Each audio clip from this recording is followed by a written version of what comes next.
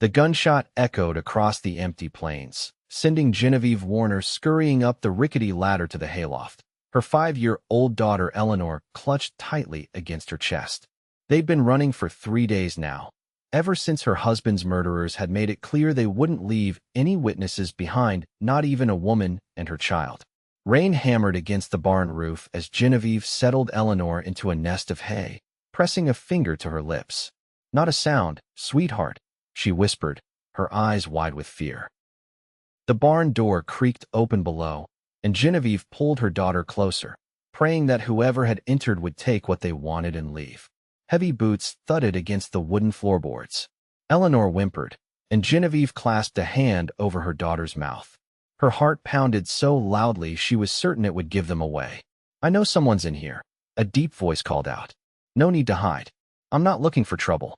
Genevieve remained frozen, barely breathing. The footsteps continued, circling the barn before stopping directly beneath the loft. "I can hear you breathing up there," the voice said, gentler now. "I'm not going to hurt you. The storm's getting worse, and this is my property. I just want to know who's sheltering in my barn." Her options were limited: make a run for it in the storm with her exhausted daughter, or face whoever stood below. Gathering her courage, Genevieve peered over the edge of the loft. A tall man stood there, rain dripping from his wide-brimmed hat and long duster coat. Despite the rifle in his hands, there was something in his eyes that didn't speak of threat. "Please," Genevieve whispered, her voice breaking. "We have nowhere else to go." The man lowered his rifle, his expression softening as he spotted Eleanor peeking out from behind her mother's skirts. "You've got a child with you?" Genevieve nodded, tears welling in her eyes. "They killed my husband. They're looking for us now." The man was silent for a long moment, his gaze moving between Genevieve and Eleanor. Then he set his rifle against a post and removed his hat. "I'll keep you both," he said simply. "Come down from there. My house isn't far. You'll be safer there than in this old barn." Wyoming Territory, 1872. The cabin stood sturdy against the fierce wind, a solitary outpost in the vast Wyoming wilderness. Genevieve sat at the rough-hewn table, a cup of steaming coffee warming her hands as she watched her daughter sleep on the small cot in the corner. The stranger who had introduced himself as Wyatt Callahan moved quietly around the one-room cabin, stoking the fire and hanging their damp clothes to dry. "Your girl's tuckered out," Wyatt observed, his voice low. "How long have you been running?" Genevieve stared into her cup. 3 days. We've barely stopped to rest. And before that, we had a small homestead near Cheyenne. My husband, Thomas, was a farrier. We weren't rich, but we were happy." Her voice caught. "Until last week." Wyatt pulled out the chair across from her and sat down. "What happened?" Genevieve hesitated, uncertain how much to reveal. This man had shown them kindness, but she'd learned the hard way that trust could be dangerous. "You don't have to tell me tonight," Wyatt said, recognizing her reluctance. "But I can't help you if I don't know what kind of trouble you're in." She studied him in the firelight. His face was weathered from years in the sun, but his blue eyes were kind. A scar ran along his jawline, disappearing into his collar. He wasn't handsome in the conventional sense, but there was a steadiness to him that Genevieve found reassuring. "They were cattle rustlers," she finally said. "Thomas recognized one of them in town, said he was going to alert the sheriff. They must have overheard. That night, they came to our home." The memory threatened to overwhelm her, but she forced herself to continue. "Thomas told me to hide with Eleanor in the root cellar. I heard the shots." Her voice broke. "When they left, I came out and found him. We couldn't stay. I knew they'd come back when they realized we were still alive." Wyatt nodded gravely. "Do you know their names?" "One of them was called Harlan. I heard the others call him that. Big man with a red beard." She twisted her wedding ring. "There were 3 others. I didn't see their faces clearly." "Harlan Dobbs," Wyatt said, his expression darkening. "He runs with the Clayton gang. They've been terrorizing homesteaders and small ranches across the territory." Fear clutched at Genevieve's heart. "You know them?" "I know of them. Every decent man in these parts does." Wyatt rose and moved to the window, peering out into the darkness. "They won't find you here. My place is off the main trails, and I don't have much worth stealing." "I can't stay," Genevieve said, though the thought of continuing their flight filled her with dread. "I'll only bring trouble to your door." Wyatt turned back to her. Where will you go? Two females alone on the frontier don't stand much chance, especially with the Clayton gang hunting you. We'll go east, to my sister in St. Louis. That's a long journey, Mrs. Warner, and the gang controls most of the routes to the railheads. He shook his head. Stay here until we figure something safer. I meant what I said in the barn. I'll keep you both. Why would you take such a risk for strangers? A shadow passed over Wyatt's face. Let's just say I understand what it means to lose everything. He glanced at Eleanor's sleeping form. Get some rest. You're safe tonight. As he moved to make up a pallet for himself near the door, Genevieve felt a strange mix of gratitude and wariness. They were alive and sheltered, but for how long? And could she really trust this solitary cowboy who seemed too willing to harbor fugitives? Morning broke clear and bright, the previous night's storm leaving behind a freshly washed world. Genevieve woke to the smell of coffee and bacon. Eleanor was already up, sitting at the table while Wyatt showed her how to whittle a small piece of wood. "Mama," Eleanor exclaimed, "Mr. Wyatt is teaching me to make a horse." Genevieve sat up, smoothing her tangled hair. "I see that. Did you thank Mr. Callahan for breakfast?" "She did," Wyatt confirmed with a slight smile. "And she's been telling me all about your cat, Molly, that you had to leave behind." A pang of guilt shot through Genevieve. In their haste to escape, they'd left everything behind, including Eleanor's beloved pet. "I'm sorry, sweetheart. Maybe Molly found a new family to take care of her." Eleanor's face fell. "But she was our cat. I have a barn cat who just had kittens," Wyatt offered. "They're old enough to handle now. Would you like to see them after breakfast?" Eleanor's eyes lit up, and she nodded enthusiastically. "Mr. Callahan, you don't have to," Genevieve began. "Wyatt," he corrected. "And it's no trouble. She's a good kid." After breakfast, Wyatt took Eleanor to see the kittens, leaving Genevieve alone in the cabin. She used the opportunity to take stock of their situation. Her bundle contained a change of clothes for each of them, Thomas's pocket watch, a small pouch of coins, their entire savings, and the Derringer pistol Thomas had insisted she learn to use. She also took the time to study Wyatt's home.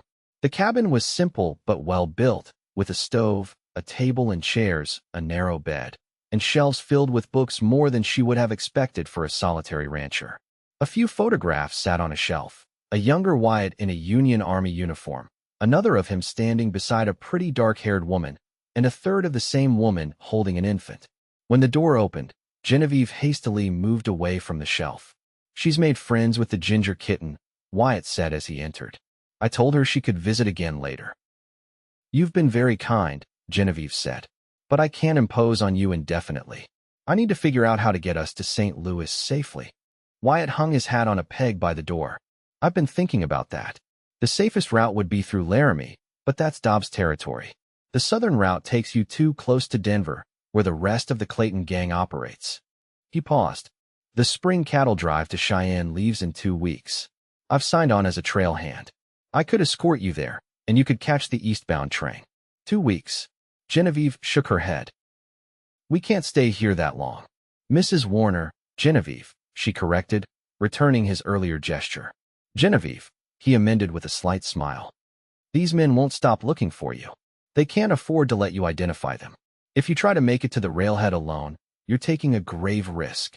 She knew he was right, but the thought of hiding for 2 weeks, dependent on a stranger's charity, made her uncomfortable.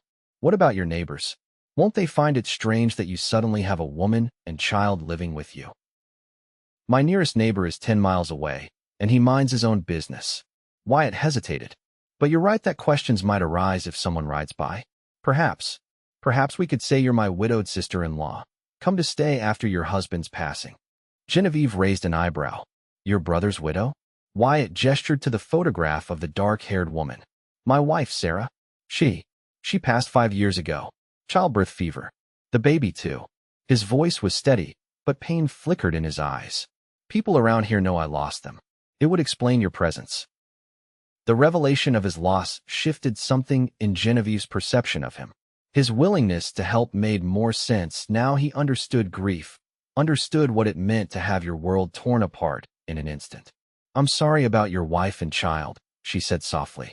He nodded, accepting her sympathy without comment. "It's settled then? You'll stay until the cattle drive?" Genevieve looked out the window to where Eleanor was playing in the yard, carefree for the first time in days. What choice did she really have? Yes, she agreed. We'll stay. The first week at Wyatt's ranch settled into an unexpected rhythm. Genevieve insisted on earning their keep, taking over the cooking and mending Wyatt's worn shirts. Eleanor blossomed in the open spaces, helping to collect eggs from the chickens and spending hours with the kittens in the barn. Wyatt proved to be a quiet but thoughtful host. He showed Eleanor how to ride his gentle mare, Sadie, and taught Genevieve how to use his rifle just in case, he'd said grimly. In the evenings, he would read aloud from one of his many books while Genevieve sewed and Eleanor dozed by the fire. It was during one such evening that Genevieve finally asked the question that had been on her mind. How does a cowboy come to have so many books? Wyatt looked up from the volume of Thoreau he'd been reading. I wasn't always a rancher. Before the war, I was studying to be a teacher back east.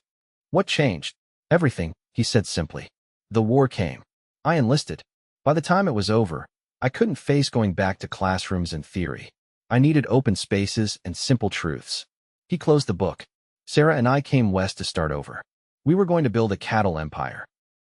A sad smile touched his lips. Dreams don't always work out the way you plan. No, Genevieve agreed softly. They don't. Their eyes met across the room, a moment of shared understanding passing between them. Genevieve felt a flutter in her chest and quickly looked away, focusing on her mending. Tell me about your husband, Wyatt said after a while. The request surprised her. Few people asked about Thomas anymore. He was kind, she began. Hardworking. He loved to sing, though he had a terrible voice. The memory made her smile. We met in Cheyenne. I was working at the mercantile, and he came in for horseshoe nails. Kept coming back for the smallest items just to talk to me. Sounds like a smart man. He was. Genevieve's throat tightened. He didn't deserve what happened to him. Few do, Wyatt replied quietly. But we honor them by continuing to live, by finding joy where we can. His words stayed with Genevieve as she lay awake that night, Eleanor breathing softly beside her in the small bed Wyatt had given up for them. For the first time since Thomas's death, she allowed herself to think beyond survival to consider what a future might look like. The thought was both frightening and freeing. The next morning, Wyatt announced he needed to ride into the small settlement of Pine Creek for supplies. It's a half-day's ride, he explained. I'll be back by nightfall. Keep the doors bolted and the rifles loaded if you need it. After he left, Genevieve busied herself with chores, trying to ignore the anxiety that crept in with his absence. By mid-afternoon, Eleanor was restless. Can we go see the kittens, Mama? She begged. Just for a little while, Genevieve agreed. Then we need to start supper for when Mr. Wyatt returns. They were in the barn, Eleanor giggling as the kittens climbed over her lap, when Genevieve heard hoofbeats approaching. Relief washed over her. Wyatt was back early, but it quickly turned to dread as she realized there were multiple horses. Eleanor, she whispered urgently, we need to hide. Now. She pulled her daughter up to the hayloft, the same place Wyatt had found them days ago. Through a crack in the barn wall, she could see 3 riders approaching the cabin. Her blood froze when she recognized the red, bearded man in front. Harlan Dobbs. Spread out, he ordered the others. Check the barn and the corral. Callahan's horse isn't here, but that don't mean the woman ain't. Genevieve clutched Eleanor to her chest, covering her mouth to stifle any sound. The barn door creaked open, and heavy footsteps entered below. Nothing here but some cats. A voice called out after a cursory inspection. Check the loft, Dobbs shouted from outside. Genevieve's heart hammered as boots thumped on the ladder rungs. She pressed herself and Eleanor deeper into the hay, praying the man wouldn't search thoroughly. A head appeared at the edge of the loft. The man swept his gaze across the space, but in the dim light, he failed to spot them hidden in the shadows behind a stack of hay bales. Empty, he called down, then descended. Genevieve nearly collapsed with relief, but they weren't safe yet.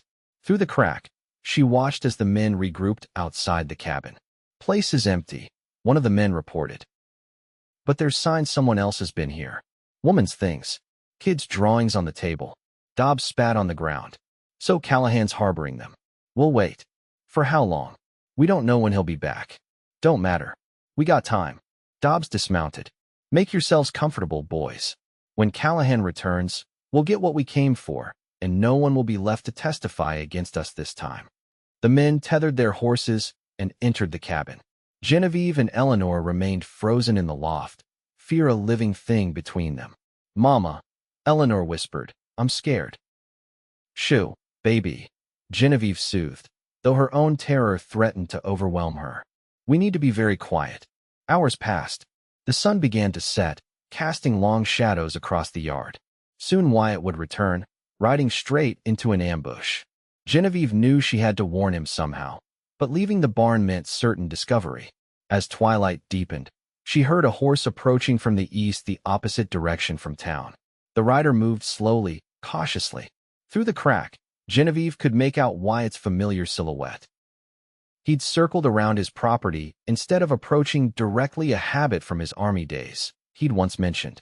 He tethered his horse behind the barn, out of sight from the cabin, and slipped inside through the back door. Genevieve nearly cried out in relief. "Mr. Wyatt," Eleanor whispered excitedly. "Eleanor, hush," Genevieve cautioned, but it was too late. Wyatt had heard them and was looking up at the loft. "Genevieve," he called softly, "is that you up there?" "Wyatt," she hissed urgently. "Dobbs and his men are in the cabin. They're waiting for you." His expression hardened. "How many?" "3. They've been there for hours." Wyatt nodded grimly. "Stay put. No matter what you hear, don't come out until I call for you." He checked his revolver, then moved to a trunk in the corner, pulling out a second gun and extra ammunition. "Wyatt, don't," Genevieve pleaded. "There are 3 of them. Let's just slip away while we can." He looked up at her, his expression resolute. "And go where?" "They'll just keep hunting you. This ends tonight." His voice softened. "Trust me, Genevieve. I've faced worse odds." Before she could protest further, he was gone, slipping out the back door of the barn and disappearing into the gathering darkness. Genevieve held Eleanor close, straining to hear what was happening. For several long minutes, there was nothing. Then a shot rang out, followed by shouts and a flurry of gunfire that seemed to go on forever. Eleanor whimpered, and Genevieve pulled her tighter, murmuring reassurances she didn't feel. The gunfire ceased, replaced by an eerie silence that was somehow worse. Then footsteps approached the barn. Genevieve reached for the small derringer hidden in her boot, prepared to defend her daughter to her last breath. The barn door creaked open. "Genevieve," Wyatt's voice called up. "It's over. You can come down now." She hesitated, afraid it might be a trick. "Wyatt, it's me. They're gone." Carefully, Genevieve led Eleanor down the ladder. Wyatt stood at the bottom, a bloody bandage wrapped around his left arm, his face grim but steady. "You're hurt," Genevieve gasped. "Just a graze," he dismissed. "Could have been worse." "The men. Dobbs is dead. The others fled." His expression was unreadable. "I didn't have a choice." Genevieve touched his uninjured arm. "I know." They walked to the cabin together, Eleanor clinging to Genevieve's skirts. Inside, evidence of the gunfight was everywhere: broken furniture, shattered dishes, a blood-stained floor. Dobbs's body was nowhere to be seen. "I dragged him out back," Wyatt explained, following her gaze. "I'll bury him tomorrow. No need for the little one to see that." Genevieve set Eleanor at the relatively undamaged kitchen table with a book, then turned to Wyatt. "Let me tend that arm properly." He didn't protest as she unwrapped the hasty bandage and cleaned the wound. It was indeed just a graze, but it could easily have been fatal. The thought made her hands tremble. "You could have been killed," she said softly. "So could you, if I hadn't come back early." His eyes met hers. "I had a feeling, call it soldier's instinct. Decided to circle back through the hills instead of taking the main trail." "Thank God you did." She finished bandaging his arm. "What happens now?" Wyatt sighed. "The other 2 will talk. Word will spread that Dobbs died trying to ambush me. It might buy us some time, but eventually, the Clayton gang will figure out you're still here. So we're back where we started." Genevieve's shoulders sagged. "Running with nowhere safe to go." "Not quite." Wyatt moved to the table and unfolded a map he'd purchased in town. "There's a U.S. Marshal in Cheyenne who's been building a case against the Clayton gang for months. With your testimony about what happened to your husband, plus my statement about tonight, he might have enough to move against them." Hope flickered in Genevieve's chest. "You think they could be brought to justice?" "It's possible, but we'd need to get you to Cheyenne safely." He traced a route on the map. "The cattle drive leaves in a week. Until then, We'll need to be vigilant. Genevieve nodded, though the thought of another week of living in fear exhausted her. We've imposed on you enough, Wyatt. You've already risked your life for us. And I'd do it again, he said simply. His gaze softened as he looked at Eleanor, who had fallen asleep with her head on the table. You two have brought something back to this place that's been missing for a long time. The way he looked at her then with a warmth that had nothing to do with gratitude or obligation sent a flutter through Genevieve's heart. She told herself it was just the emotion of the night, the relief of survival. But deep down, she knew it was something more, something she wasn't ready to name. The next morning, Wyatt rode out at dawn to bury Dobbs's body far from the ranch. When he returned, he found Genevieve and Eleanor had transformed the cabin. The broken furniture had been cleared away, the floors scrubbed clean of blood, and wildflowers placed in a jar on the mended table. We wanted to make it feel like home again, Genevieve explained when she saw his surprised expression. It hasn't felt like a home in a very long time, he admitted. Over the next few days, they fell into a new routine. Wyatt taught Genevieve more about defending the ranch, how to recognize approaching riders from a distance, which routes offered the best escape if needed, where he kept emergency supplies hidden. In the evenings, they would sit together on the porch, watching the sunset while Eleanor played with her kitten, which she'd named Star for the white mark on its forehead. On the third night, as they sat in companionable silence, Wyatt said, I've been thinking about what happens after Cheyenne. Genevieve glanced at him. What do you mean? Your plans to go to St. Louis. Is that still what you want? She hadn't considered anything else. My sister is there. It's the only family Eleanor and I have left. Wyatt nodded, his expression carefully neutral. Of course. It makes sense. Something in his tone made Genevieve look at him more closely. Is there something else? He hesitated, then said, I was thinking you might consider staying in Wyoming. Not here, necessarily, but somewhere in the territory. It's growing fast. There are opportunities. For a widow with a young child. Genevieve smiled sadly. The frontier isn't kind to women alone, Wyatt. You wouldn't have to be alone. The words hung in the air between them, loaded with meaning. Genevieve's heart quickened. What are you saying? Before he could answer, the sound of an approaching rider drew their attention. Wyatt was on his feet instantly, hand moving to his holster. Get inside, he ordered quietly. Take Eleanor and go to the root cellar. There's a trap door under the rug by the stove. Genevieve gathered Eleanor and hurried inside, her heart pounding.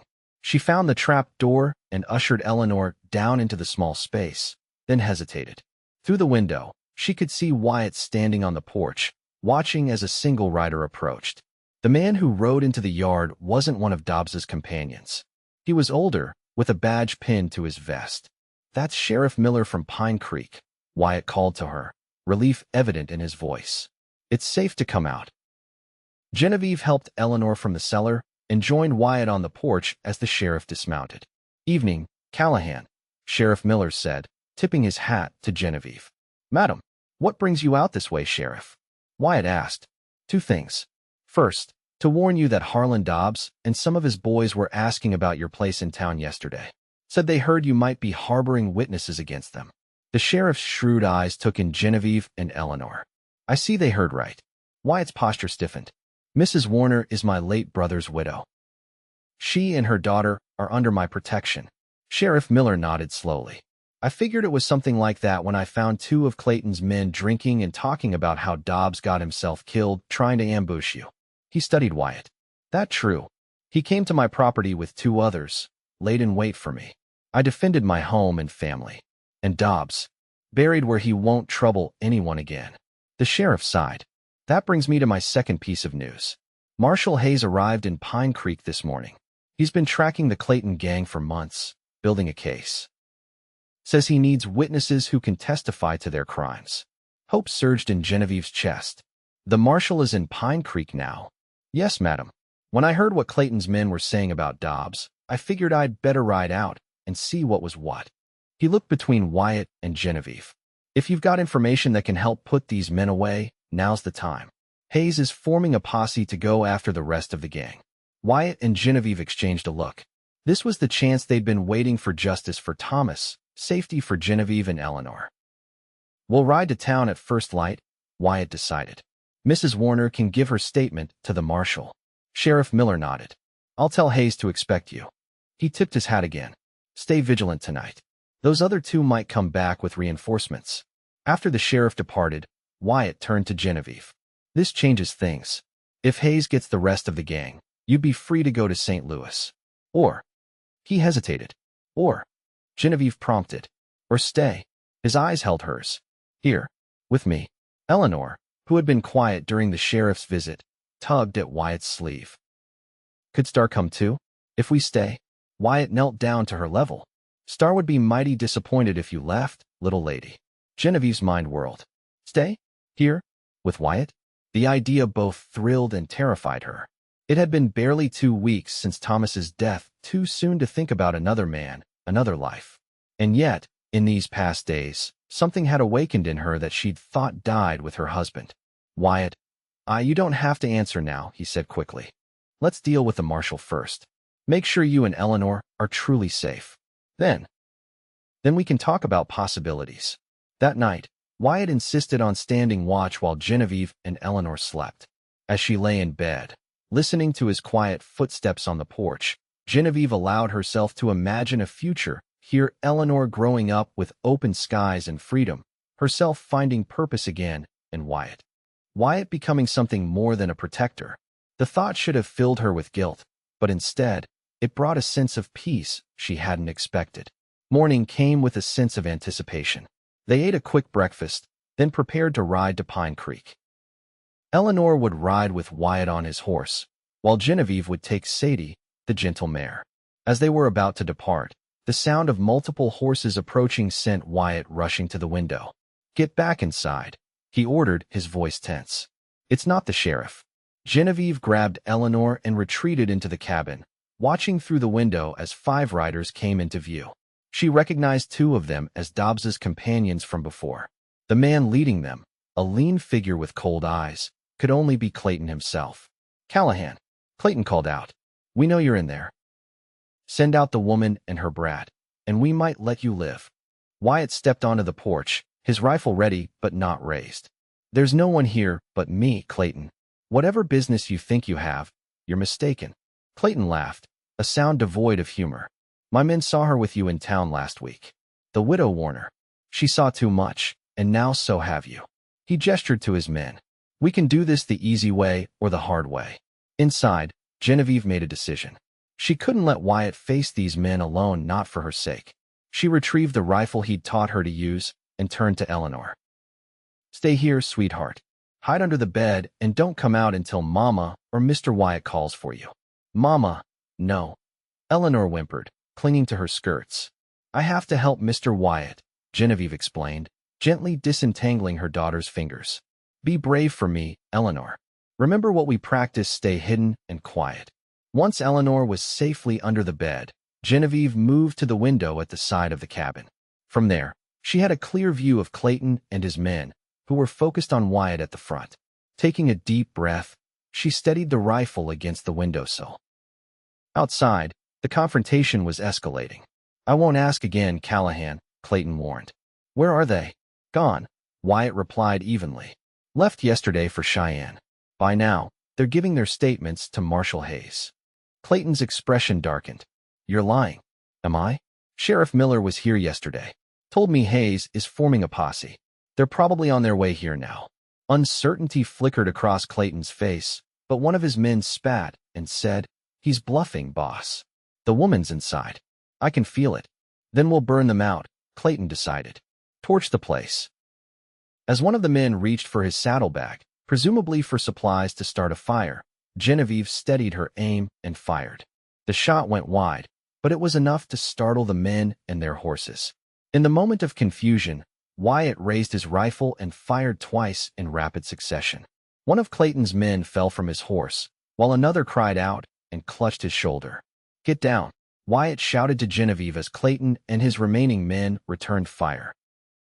Bullets splintered the cabin wall near her head, and Genevieve dropped to the floor, crawling to another window for a different angle. When she rose to look out, she saw Wyatt had taken cover behind a water trough, exchanging fire with the outlaws who had scattered for cover. One of the men was creeping around the side of the house, approaching the window where she'd been. Genevieve raised her rifle, closed her eyes for a brief moment, and pulled the trigger. The man collapsed with a cry. The firefight continued, a chaotic exchange of bullets and shouts. Genevieve lost track of time, focused only on survival, on protecting Eleanor, on helping Wyatt. When her rifle clicked empty, she reached for the derringer in her boot. A sudden silence fell. Genevieve peered cautiously out the window. Two of Clayton's men lay motionless on the ground. Another was wounded, trying to mount his horse. Of Clayton himself, there was no sign, nor of Wyatt. Fear gripped her heart. Had Wyatt been hit? Was he? The door burst open, and Clayton himself stood there, blood streaming from a graze on his temple, his eyes wild with rage. He saw Genevieve and raised his pistol. "You should have died with your husband," he snarled. Genevieve raised her derringer, but before either could fire, a shot rang out. Clayton's expression froze. Then he toppled forward, revealing Wyatt standing behind him, his smoking revolver still raised. "Genevieve," Wyatt called, his voice frantic. "Eleanor." "We're here," Genevieve answered, her legs nearly giving out with relief. "We're all right." Wyatt rushed to her, checking her for injuries before pulling her into a fierce embrace. "I told you to stay inside," he murmured against her hair. "I couldn't let you face them alone," she replied, allowing herself to lean into his strength for a moment before pulling back. "Eleanor is under the bed." They retrieved the terrified child, who clung to both of them, sobbing. Wyatt knelt and gathered Eleanor in his arms. "It's over now, little one," he promised. "The bad men can't hurt you or your mama anymore." The sound of approaching horses brought them back to alert, but it was Sheriff Miller leading a group of men, including a stern-faced individual who could only be Marshal Hayes. The aftermath was a blur of statements and questions. The surviving members of Clayton's gang were taken into custody. Bodies were removed. Evidence was gathered. Through it all, Wyatt remained at Genevieve's side, a steady presence as she recounted Thomas's murder and the events that had followed. Marshal Hayes listened gravely, taking notes. "Mrs. Warner, your testimony, combined with what we already had, will ensure these men hang. You've done a brave thing today." As the lawmen prepared to leave, Sheriff Miller approached Wyatt. "Callahan, that was some shooting." "Haven't seen the like since the war." Wyatt shrugged. "Just protecting what's mine." The sheriff's eyes moved between Wyatt and Genevieve, a knowing look crossing his weathered face. "I see that. Well, once things settle, you might consider making it official. A woman and child need a name to protect them, not just a gun." After the lawmen departed with their prisoners, Genevieve and Wyatt stood on the porch, watching as the dust settled on the horizon. Eleanor had finally fallen asleep inside, exhausted from the day's events. "It's really over," Genevieve said softly, hardly daring to believe it. "Yes," Wyatt agreed. "You're free to go to St. Louis now. No one will come looking for you." Genevieve turned to him. "Is that what you want? For us to leave?" Wyatt's gaze held hers. "You know it isn't. But I won't hold you here out of obligation or gratitude. And if it's neither of those things that makes me want to stay?" Hope flickered in his eyes. "What are you saying, Genevieve?" She took a deep breath. "I'm saying that I know it's too soon. That I should still be grieving Thomas. That Eleanor and I should go to St. Louis and start over properly." She reached for his hand. "But when I think about leaving here, leaving you, I can't bear it." Wyatt entwined his fingers with hers. "I lost Sarah 5 years ago. I never thought I'd feel anything again until you and Eleanor appeared in my barn. You brought life back to this place. To me. We barely know each other," Genevieve pointed out. "Sometimes a few weeks can tell you more than years," Wyatt countered. "I know you're brave and fierce when protecting your child. I know you're kind and resilient. I know I want to build a life with you, if you'll have me." Tears welled in Genevieve's eyes. Thomas would want Eleanor to have a father, someone to protect her, to teach her, to love her. She squeezed his hand. "And I want a partner, someone to share my days with. Is that a yes?" Wyatt asked, his voice rough with emotion. "It's a not yet, but soon," Genevieve replied honestly. "I need time, Wyatt, to honor what was, before embracing what could be." He nodded, understanding in his eyes. "I would wait for you forever, Genevieve Warner." 2 months later, the aspen trees had turned golden, their leaves whispering in the autumn breeze. Genevieve stood on the porch of their cabin, now watching as Wyatt taught Eleanor how to rope a fence post. The child's laughter floated across the yard, a sound that had become wonderfully common. They'd written to her sister in St. Louis, explaining everything. The reply had been supportive, with an invitation to visit when they could, but no pressure to relocate east. It seemed everyone understood what Genevieve had come to know in her heart. This wild, beautiful place had become home. "Mama, look," Eleanor called, successfully looping her small rope around the post. "I did it. Well done, sweetheart," Genevieve called back, smiling as Wyatt lifted Eleanor onto his shoulders in celebration. As they walked back toward the house, Eleanor chattering excitedly about her accomplishment, Genevieve felt a sense of rightness settle over her. The grief for Thomas would always be there, a quiet ache in a corner of her heart. But alongside it had grown something new, a love different, but no less profound. Wyatt set Eleanor down as they reached the porch. "Why don't you go check on Star and her brothers?" he suggested. "I need to talk to your mama for a minute." When Eleanor had skipped off to the barn, Wyatt turned to Genevieve. "I've been thinking. A dangerous pastime," she teased. He smiled, the expression transforming his weathered face. "Sheriff Miller mentioned that the schoolteacher in Pine Creek is leaving at the end of the month, moving back east to care for her mother." "Oh." Genevieve's interest was piqued. Before her marriage, she'd worked briefly as a teacher's assistant. "I thought maybe you might be interested. You mentioned wanting to use your education again." He hesitated. "Of course, it would mean living in town during the week." "What about Eleanor? She could go with you, or stay here with me, or we could figure out something in between." He took her hands in his. "What I'm saying, Genevieve, is that I want you to have choices. A life that's yours, not just one you fell into because of circumstances." Tears pricked at her eyes. How different this was from what she'd known before. Not that Thomas hadn't been kind, but the frontier didn't often allow for women's ambitions beyond survival. "Thank you," she whispered. "I'll think about it." Wyatt nodded, then reached into his pocket. "There's something else." He pulled out a small, worn velvet box. "This was my mother's. I've been carrying it around for weeks, waiting for the right moment." Genevieve's heart skipped as he opened the box to reveal a simple gold band set with a small pearl. "I'm not rushing you," Wyatt said quickly. "I know you said not yet, but soon. I just wanted you to have this, to know that whenever you're ready, I'm here." Genevieve took the box, running her finger over the delicate ring. "It's beautiful. Like its future owner," Wyatt said softly. She looked up at him, this man who had saved her in more ways than one, who had opened his home and his heart to a widow and her child, who had shown her that life could begin again, even after the deepest loss. "Ask me," she said, her voice steady despite the tears threatening to spill. Wyatt's eyes widened. "Are you sure?" Genevieve nodded.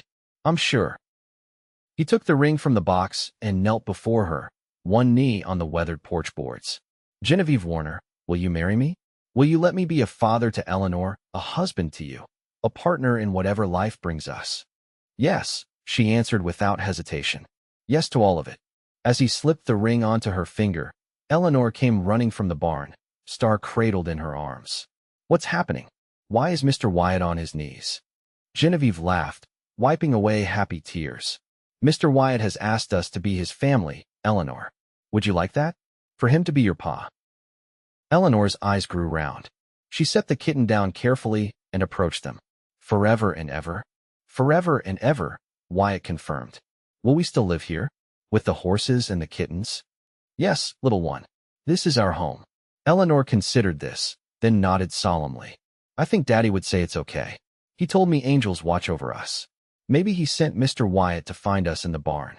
Genevieve's breath caught at her daughter's words. Out of the mouths of babes came the permission she hadn't realized she was still seeking. Wyatt gathered them both in his arms, and as the sun set over the Wyoming hills, Genevieve knew that this moment, this embrace, was the beginning of their real story. Not one defined by hiding or fear or loss, but by love freely given and joyfully received. They were married 2 weeks later in the small church in Pine Creek, with Sheriff Miller and his wife as witnesses. Eleanor served as flower girl, scattering wildflower petals down the aisle and beaming with pride. Genevieve wore a new blue dress, ordered specially from Cheyenne, and carried a bouquet of late autumn blooms gathered from the meadow near their home.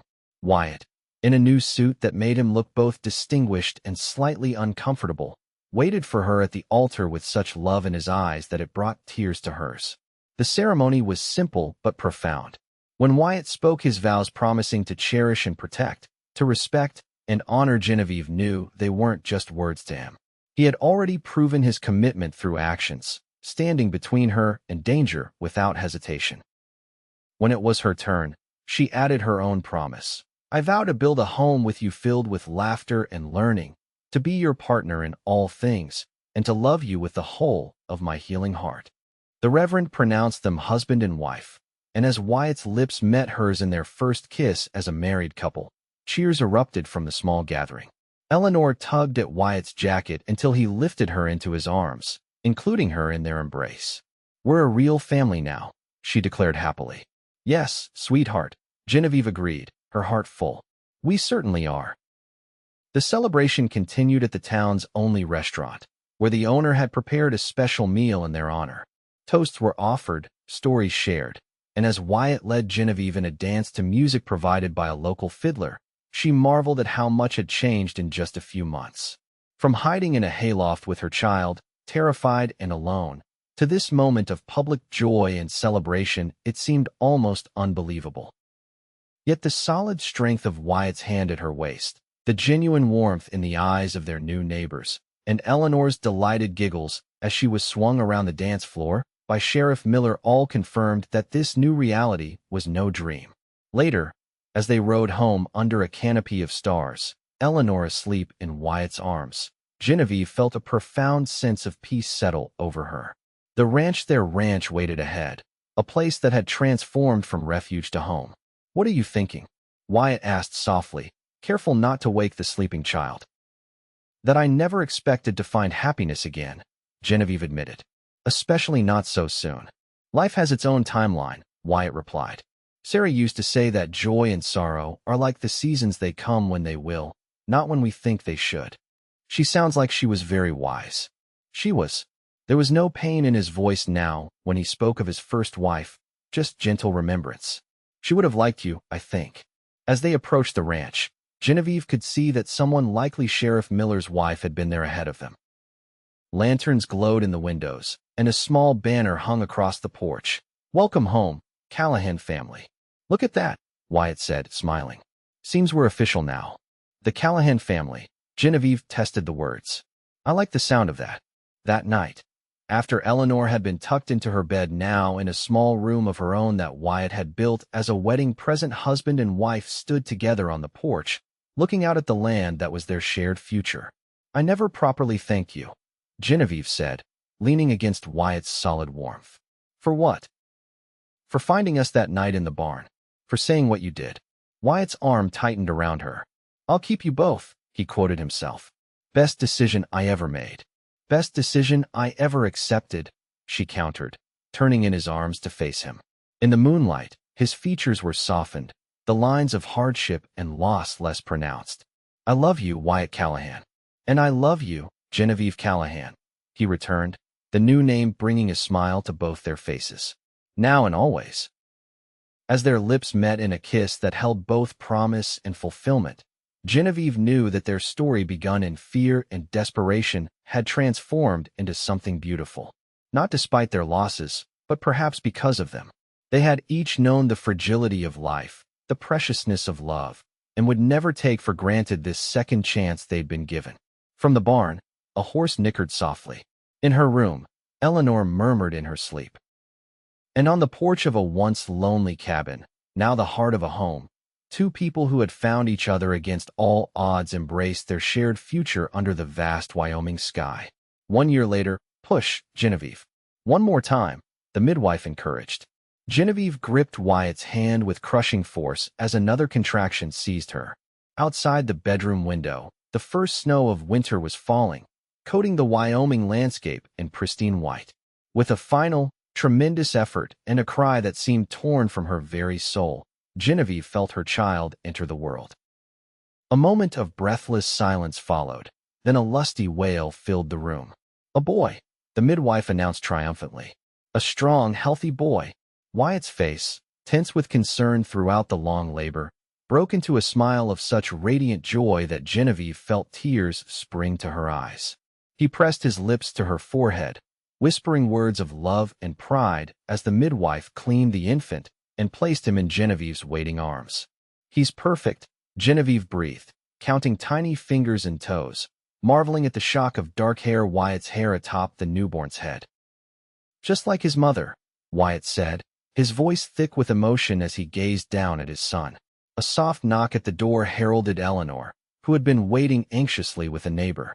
At 7 years old, she was still small for her age but had blossomed in the past year, growing more confident, more joyful, secure in the love that surrounded her.